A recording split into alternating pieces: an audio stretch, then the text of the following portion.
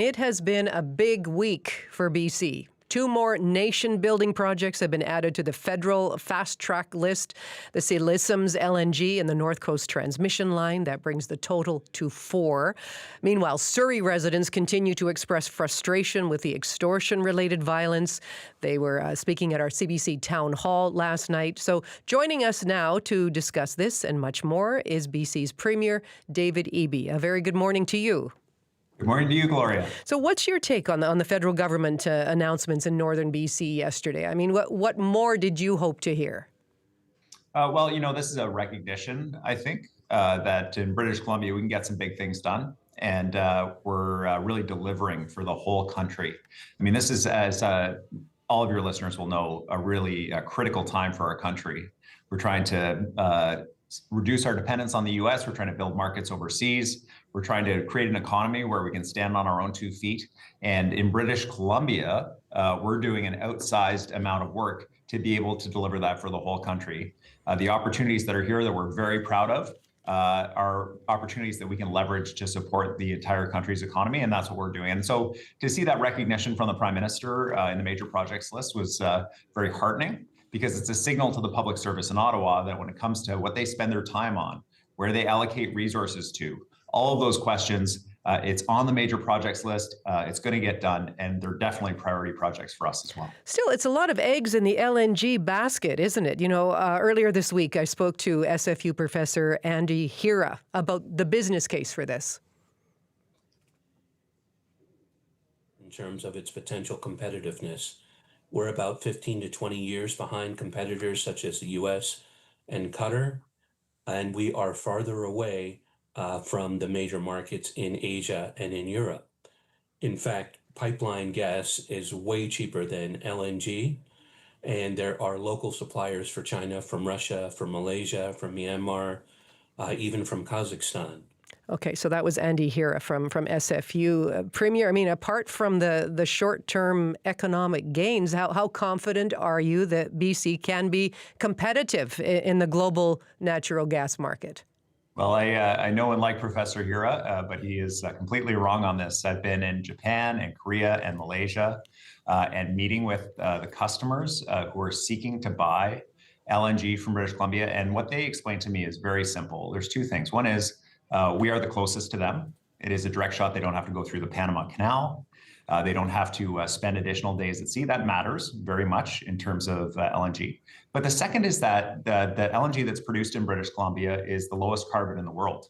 The Silesums LNG project, for example, will be electrified, and as a result has lower carbon content. Japan, Korea, Malaysia, Singapore, they all have their own commitments around climate change. It matters to them which LNG they use, whether it's an LNG facility that doesn't care about methane leaks, or whether it's from BC, where we have strict regulations and we're actually below 50% of the methane emissions from other LNG facilities in the world. That really matters to them. And so that's why I think we're seeing this activity here, but it's not just the LNG basket. In fact, we have about $8 billion in electricity generation projects that are going on across the province. We have 10 major mines in just the Northwest alone that we're working on with the Tahltan that'll be electrified again by the North Coast Transmission Line, another major project that was identified. And that's just a handful of the projects. We actually have 20 projects of significance in the province right now that we're advancing through the various stages, because we understand the critical moment to get jobs, to get prosperity for Canadians, and we're going to do our part in BC and get these big things done. Well, you're aware we've had conversations around this for several weeks now, and there are some BC communities that fear that these nation-building projects, they might be more of a burden than a boon for them. Here's a little of what the Terrace's mayor, Sean Buitash, told the CBC. These projects are great for the provincial and federal economy, but the city of Terrace does not receive any taxation from any of these projects, yet they get the burden of the projects and when it comes to beating up infrastructure and then just making sure we can absorb any kind of people that move into our community. Again, that's the mayor of Terrace. How do you balance, the benefits with the potential burdens?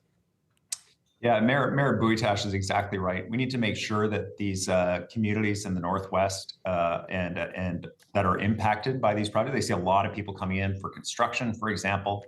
We got to make sure that they're supported. And Mayor Buitash met with the Prime Minister yesterday made that case directly to him. And that is why it's significant that these projects are on the Prime Minister's list, because the federal government has $50 billion in infrastructure spending that they're allocating across the country.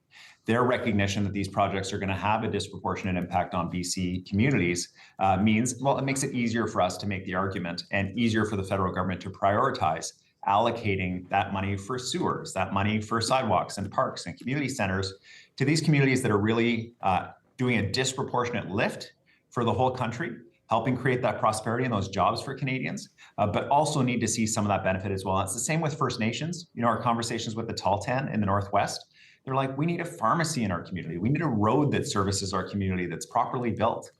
We need a skate park in our community for our kids. Like, these are not disproportionate asks. These are things that we can work on together and deliver together. And it matters that we're on the federal list for that. Well, there's still hurdles in the way, though, right? I mean, Wet'suwet'en Hereditary Chief Namox still opposes the Silisms LNG project. So how can this be fast-tracked when there are still these outstanding issues with some Indigenous groups? Well, for Silisms, I think the important conversations are happening now between the Niska and the Gitniao and the Metkatla. These are nations all up in the Northwest where the pipeline is proposed to pass through their territories. And we've been very clear to the Niska, whose project this is, that they need to be working with those other nations and bringing everybody along. And I think they're doing a good job of that. There are always going to be a diverse array of opinions in this amazing province of ours about how we should be moving forward, what we should be doing. These are hard decisions. These are not easy decisions. And they bring both benefits and they bring challenges.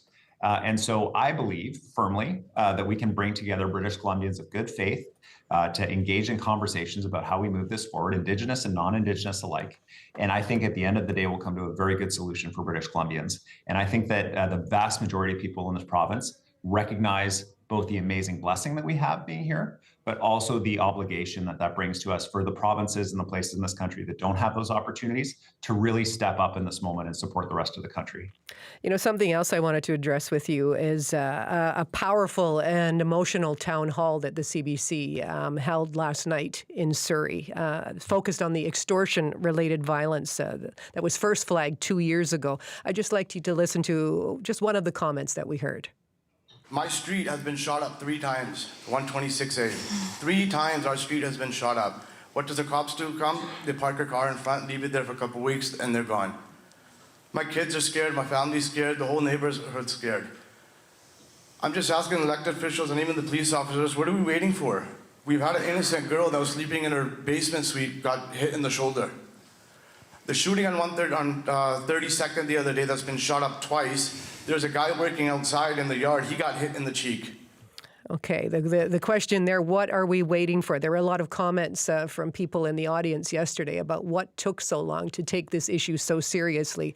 What is the province doing to address this ongoing problem?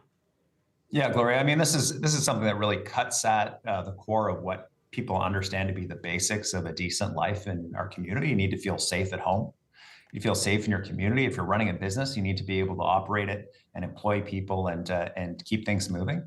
And this extortion issue, the threats that people in community are facing south of Fraser, attacks that directly. It also attacks confidence in the rule of law and police and the ability to respond to these things. So it is a crucially important issue. It's a huge priority for our province. We've established a task force that includes, for the first time in Canadian history, the Canadian Border Services Agency is one of the key agencies to make sure that they're responding to this. And that work to bridge between all these different federal and policing agencies is absolutely crucial. Now, last night, there was a frank admission from the RCMP coordinators that they've been on their back foot and that they've been playing catch up. But they've also delivered the message effective last night that they feel they're on the front foot now. I've had a confidential briefing with the leaders of this just 2 days ago. I'm very impressed by the amount of work that's going on. And my message to them was really clear. You need to be out there with the public and letting them know what you're working on to the extent that you're able to do that, sharing that information, because people out there are extremely concerned that nothing's happening.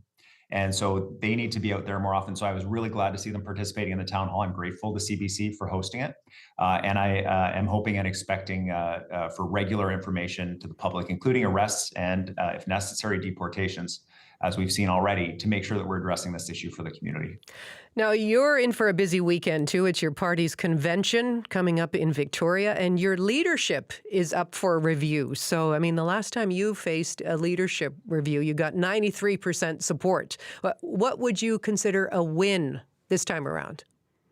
Well, I mean, the win, Gloria, for a New Democrat like me is the chance to be together with people across the province who really care about policy. I mean, we're going to get right into the weeds on this stuff. There are 400 different resolutions coming forward from our members about how we can better serve British Columbians, how we can be responsive to the challenges that British Columbians face around affordability, housing, ensuring a sustainable future for our kids, all these different pieces. This is what New Democrats live for. So that's the win. I am hoping for a healthy majority in my leadership review. This is a challenging time. You know, we've had big challenges in British Columbia that our government is working to respond to. I expect to hear some frank critique from my friends in the party, as well as I think some recognition of some of our accomplishments.